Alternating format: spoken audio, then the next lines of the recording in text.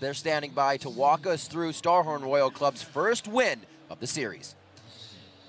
Thank you very much, Riv. And I just want to bounce off that point, chat. With that win by Starhorn Royal Club, not only have they done the unthinkable and taken a game off of Samsung White when everyone was expecting a whitewash, Kola goes 3-0 on Maokai here at Worlds. He pulled it out of semifinals. It was the first pick in their picks and bans.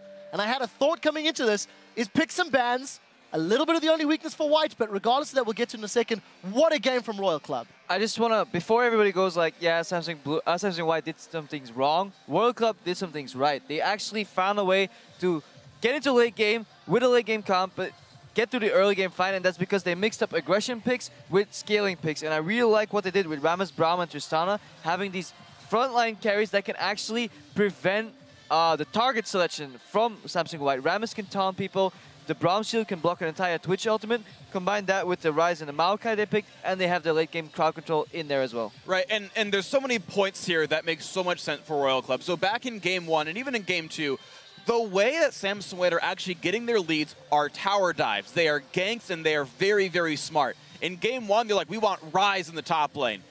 Turns out when he has a tier, you can dive him and he dies really easily. Big surprise, of course, to everyone here.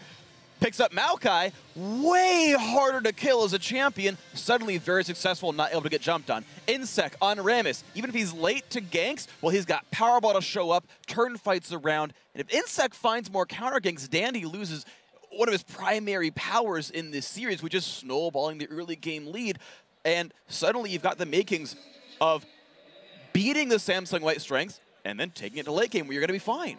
I especially like the Braum pick by Zero. I believe it's his first time, and Braum and Yasuo have historically just been the counters to Twitch because he is, in every sense, just a glass immobile cannon. He doesn't get to move as soon as he pops his ulti nearly as much as other AD carries, and the fact that Braum can just sit there and soak up spray and pray, it doesn't pierce past his unbreakable, so he can just sit in the front, soak up spray and pray, and a lot of Twitch's ability to influence teamfights comes through his piercing autos, and the fact that he can hit the backline through the front line. Braum completely negates that, and I think Imp will think twice next game about picking his favorite champion, Twitch. Well, Monte Cristo, we've talked a lot about the picks. I think that Singed champion pick is one that's questionable, but it's the second time that it's been run into Maokai. It won last time against TSM. What do you think of the picks and the comps and how White played the game out? Yeah, I think that what they did really well there that was different when we saw the Maokai versus Singed matchup before is that Insect did a better job of controlling vision in the topside jungle because they had very low wave clear. The only way Singed wave clear works is if he's actually dirty farming or proxy farming behind that turret. So as long as you can make him too scared to go back there, you do have this ability to siege down turrets very, very easily. So I also really liked Royal's composition. If we look at the draft as well, I think taking Maokai and then following up by Rise, because one of the things is we also know that Pawn really likes to play Yasuo, and that's going to negate a Yasuo pick in the mid lane too, which is a major threat from him because Rise really does a number against that Yasuo pick. So I actually thought Royal's draft was fantastic here. All right, let's get to the first replay as we'll get to you in a moment there, Freak. Crepo, talk me through this Dragon fight. I know you were quite excited with how this one played out. Yeah, if I can only remember exactly what happens here, but we'll roll the clip and we'll find out actually. I think Royal comes out on top here because they have these really good fights where they can just stack up CC all over, and then I think the Unbreakable from Zero here is going to completely negate whatever Imp tries to do. Dandy dies actually right here without doing anything except for Cataclysming Maokai and gives Uzi a way to jump into the fight by giving him that reset. And this is basically how every single one of these fights is going, and that's what I actually wanted to highlight.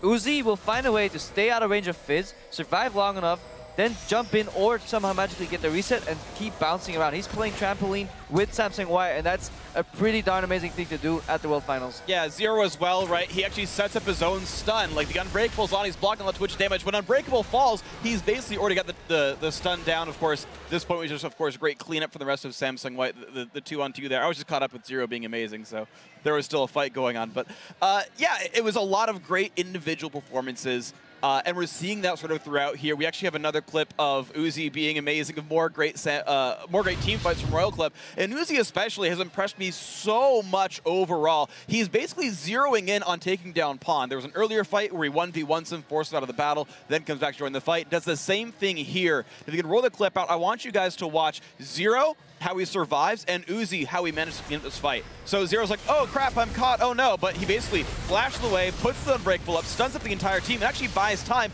and Pawn is super screwed.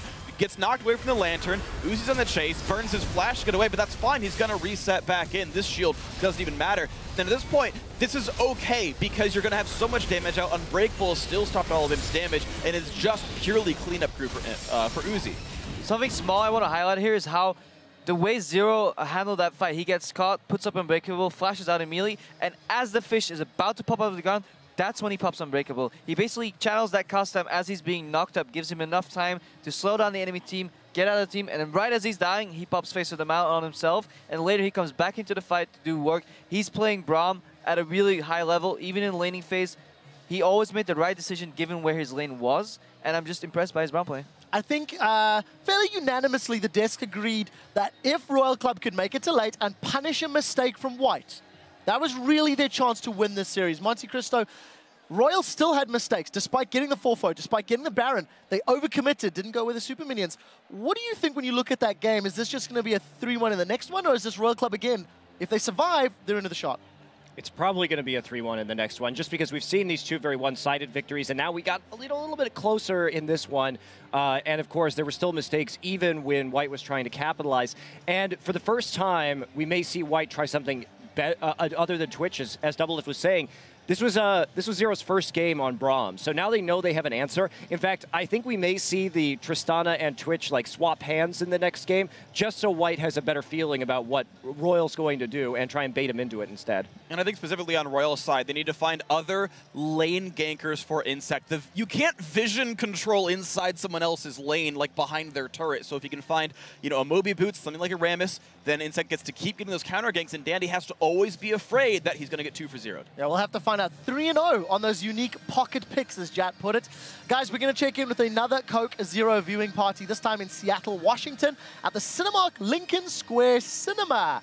There's going to be a couple of excited fans waiting in line with their host, actually Sky Williams.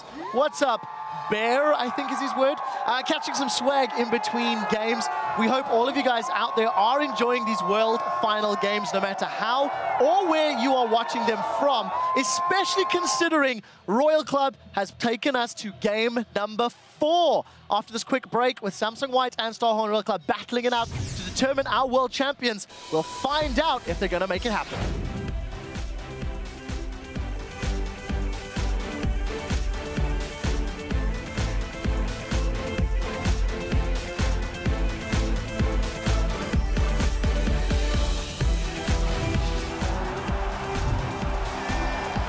It will give Uzi the reset to jump over the top. Next target will be Pawn. He won't fall here. Currently a 2 for 1, but that will be quickly made 3. Gonna go low. Last second, Sonia's. Oh, here comes the cleanup team. Oh my God! The flash over. Uzi will get it. He's gonna go towards him.